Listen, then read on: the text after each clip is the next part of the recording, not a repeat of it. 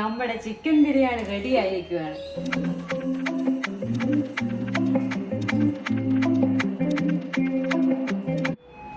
Hello guys, welcome back to my channel. ഞാൻ ഉണ്ടാക്കുന്ന ഒരു ചിക്കൻ ബിരിയാണി റെസിപ്പി നിങ്ങളുടെ മുമ്പിൽ കാണിക്കാൻ പോവാണ്. അപ്പം എനിക്ക് ഈ റെസിപ്പി കിട്ടിയത് മമ്മിയുടെ കയ്യിൽ നിന്നാണ്. അപ്പം മമ്മി എനിക്ക് പറഞ്ഞു തന്ന റെസിപ്പിയാണ് ഞാനിവിടെ ചെയ്യാൻ പോകുന്നത്. ചിക്കൻ ബിരിയാണി എങ്ങനെ ഉണ്ടായിരിക്കുമെന്ന് നമുക്ക് നോക്കുകയും ചെയ്യാം. അപ്പം ഞാൻ ഒരു പ്രാവശ്യം ചെയ്ത് കഴിഞ്ഞാൽ രണ്ടാമത്തെ അത് സക്സസ് ആയതുകൊണ്ടാണ് ഞാൻ ഒന്നുകൂടെ നിങ്ങളുടെ മുമ്പിൽ കാണിക്കാമെന്ന് വിചാരിച്ച്. അപ്പോൾ അതിൻ്റെ ഇൻഗ്രീഡിയൻസും അതിൻ്റെ റെസിപ്പിയും എല്ലാം വെച്ചുകൊണ്ട് നമുക്കൊരു ചിക്കൻ ബിരിയാണി നമുക്ക് ഉണ്ടാക്കാം. അപ്പം നമുക്ക് നോക്കാം. പാത്രത്തിലേക്ക് കുറച്ച് നെയ്യ് ഒഴിക്കുക. ഉപ്പും മഞ്ഞളും ഇട്ട ചിക്കൻ വേവിച്ചത്, അതുപോലെ തന്നെ നെയ്യ്, ഇഞ്ചി, വെളുത്തുള്ളി, പച്ചമുളക്, കാഷ്നട്ട്, മുന്തിരിങ്ങ, പിന്നെ കുറച്ച് സവോള അരിഞ്ഞത്. ഞാൻ ആദ്യം തന്നെ നെയ്യ് ഇച്ചിരി ഒഴിച്ചു വെച്ചിട്ടുണ്ടായിരുന്നു. അപ്പോൾ അത് ചൂടായതിന് ശേഷം കാഷ്നട്ട് ഇടുക.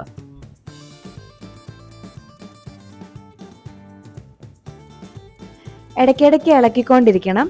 കാഷ്നട്ട് ഈ നിറത്തിലായി കഴിയുമ്പം നമുക്ക് ഒരു പ്ലേറ്റിലേക്ക് വാരി വെക്കാം.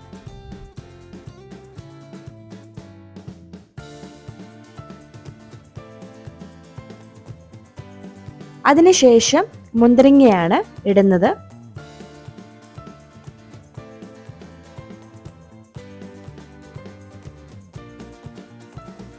അത് വറുത്ത് ഇതുപോലെ ഒരു പ്ലേറ്റിലേക്ക് കോരി വെക്കാം.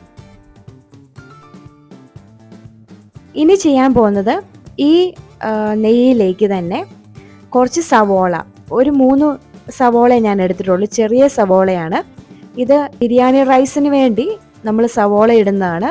അത് വറുത്തെടുക്കുവാണ്. അപ്പോൾ പെട്ടെന്ന് വറുക്കാൻ വേണ്ടിയാണ് കുറച്ച് ഉപ്പും കൂടെ ഇട്ടിരിക്കുന്നത്. സവോള വറുത്ത് കഴിഞ്ഞേക്കുവാണ്. ഇത്രയും ഈ നിറം ആവണം സവോളയ്ക്ക്. അപ്പം അടുത്ത സവോള നമ്മൾ കോരി വെക്കുവാണ് ഒരു പ്ലേറ്റിലേക്ക്. ഇത്തിരി കരിഞ്ഞു പോകാതെ ഈ ഒരു രൂപത്തിലാണ്. ഇതിലേക്ക് എണ്ണ ഒഴിക്കുകയാണ്. ഇത് ചൂടാവണം. അപ്പം ബിരിയാണിക്കുള്ള സവോളയാണ് ഞാൻ വറുത്ത് കോരി വെച്ചത്. ഇനി ഞാൻ ചിക്കൻ കറി ഉണ്ടാക്കാൻ വേണ്ടിയാണ്. അപ്പോൾ അതിനാണ് എണ്ണ ഒഴിച്ചിരിക്കുന്നത്. ഈ സവോള ഇടുവാണ്. ഇതൊന്ന് ചൂടായി വരണം. എണ്ണ ചൂടായി വന്നു കഴിയുമ്പോൾ സവോള ഇടുക. അപ്പോൾ അതിന് വേണ്ടിയാണ് സവോള, തക്കാളിക്ക, ഇഞ്ചി, വെളുത്തുള്ളി, പച്ചമുളക് എല്ലാം അരിഞ്ഞു വെച്ചേക്കുവാണ്. അതുപോലെ തന്നെ ചിക്കൻ ആണെങ്കിൽ, ചിക്കൻ കറി ഉണ്ടാക്കാൻ വേണ്ടി ചിക്കൻ ആണെങ്കിൽ മഞ്ഞളും ഉപ്പും ഇട്ട് കുക്കറിൽ വേവിച്ച് വെച്ചേക്കുവാണ്. ഊറ്റിയെടുക്കുന്ന വെള്ളം ഉണ്ടല്ലോ, മഞ്ഞളും ഉപ്പും കൂടെ ആയിട്ടുള്ള, അപ്പോൾ ആ വെള്ളം മാറ്റി വെച്ചിട്ടുണ്ട് ബിരിയാണി റൈസിന് വേണ്ടി. അപ്പം ഇതാണ് ചിക്കൻ. ഇത് 2.5 കിലോ ഉണ്ട്. ഞാൻ ഡിസ്ക്രിപ്ഷനകത്ത് എഴുതിയേക്കാം. സവോള അപ്പം നമ്മൾ വറുത്തെടുത്ത് ഒരു 3 സവോള വറുത്തെടുത്തെങ്കിൽ ഇതാണെങ്കിൽ ഒരു 8 ഉണ്ട്. ഈ സവോള ചെറിയ സവോളയാണ്.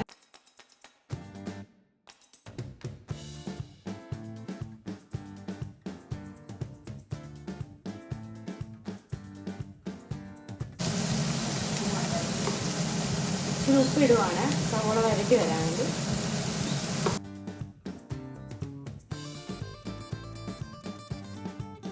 സവോള ഒന്ന് വരട്ടിയെടുക്കണം. ഇത് അടുക്കി പിടിക്കാതിരിക്കാൻ വേണ്ടിയാണ് നന്നായിട്ട് ഇളക്കുന്നത്. ഇഞ്ചി, വെളുത്തുള്ളി, പച്ചമുളകാണ് ഇടാൻ പോകുന്നത്.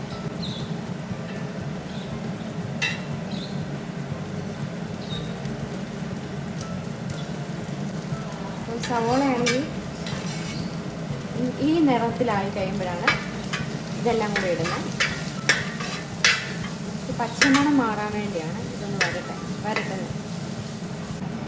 ഈ തക്കാളിക്കയാണ് ഇടുന്നത്.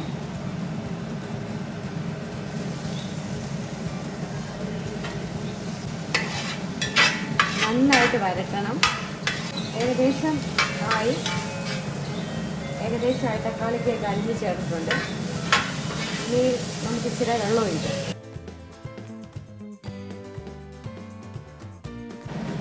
ഇത് മല്ലിപ്പൊടി, ഗരം മസാല, മുളക് പൊടി, ഇത് 3 കൂടി നമുക്കിപ്പോൾ മിക്സ് ചെയ്യുവാണ്.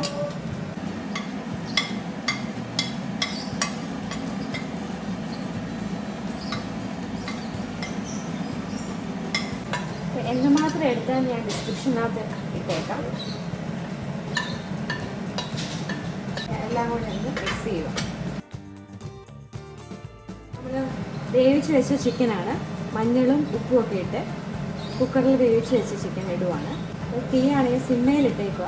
അതിൻ്റെ കൂടെ ചിക്കനും കൂടെ ഇടുക.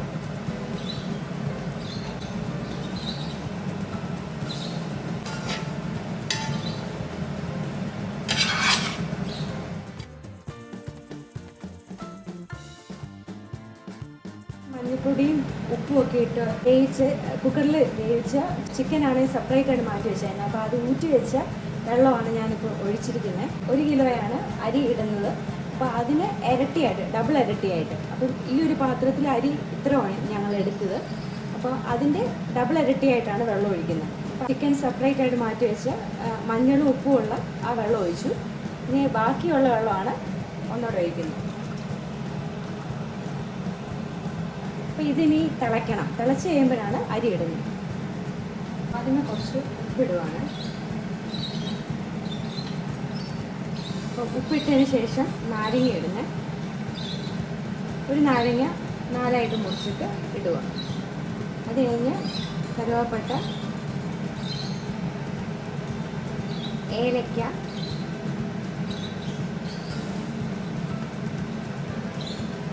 ഗ്രാമ്പു,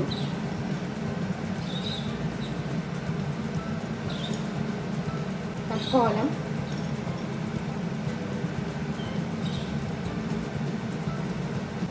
കഴുകി വാരിയെടുത്ത അരിയാണ്. അപ്പോൾ അത് ഇടുവാണ്. വെള്ളത്തിന് ആവി വന്നു കഴിയുമ്പോൾ അങ്ങ് ഇടുക.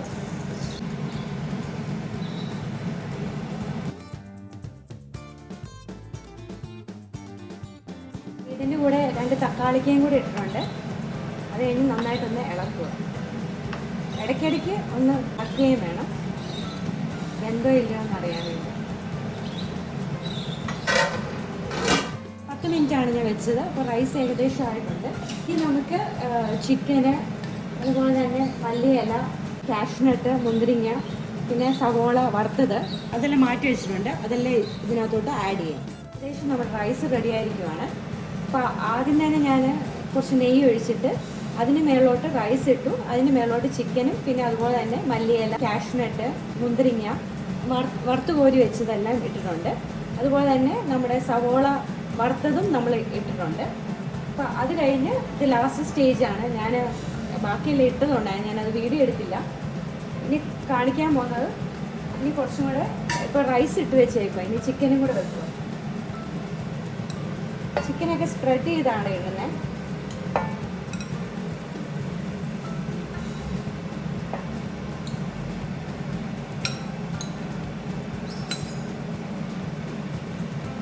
അടുത്തത് നമ്മളിനി റൈസാണ് ഇടുന്നത്. റൈസ് ഇടുവാണ്. ചിക്കൻ ഇട്ടതിന് ശേഷം റൈസ് ഇടുവാണ്.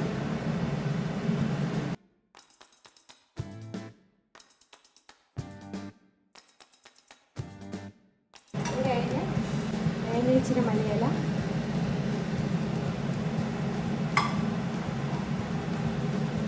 സവാള ഓൾറെഡി ഞാൻ ഇട്ടായിരുന്നു.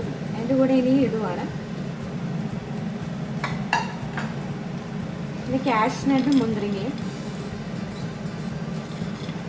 അങ്ങ് നന്നായിട്ട് വിതറുക. പിന്നെ ഇനി ചിക്കൻ നമ്മുടെ തിലോട്ടേക്ക് റൈസ് പിന്നെയും മിച്ചമുള്ള റൈസും കൂടെ ഇടുക. ഏകദേശം ബിരിയാണിയായി. ബിരിയാണിക്കായിട്ടുള്ള കാഷ്നട്ടും റൈസും ചിക്കനും പിന്നെ മുന്തിരിങ്ങയും പിന്നെ സവോള നമ്മൾ വറുത്തെടുത്തതും ഇട്ട് വെച്ചിട്ടുണ്ട്. മല്ലിയിലയെല്ലാം ഇട്ടു. അതിൻ്റെ പുറമെ തന്നെ കുറച്ച് ഏറെ നെയ്യ് ഇങ്ങനെ സ്പ്രെഡ് ചെയ്ത് ഒഴിച്ചിട്ടുണ്ട്. കുറച്ചും കൂടെ ടേസ്റ്റ് വരാൻ വേണ്ടിയാണ്.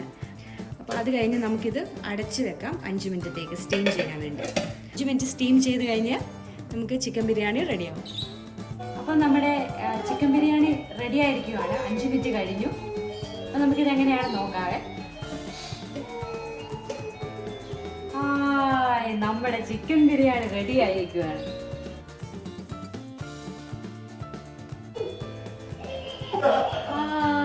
അടിപൊളി ചിക്കൻ ബിരിയാണി. നല്ല രസമായിട്ടാണ് ഇരിക്കുന്ന ചിക്കൻ ബിരിയാണി.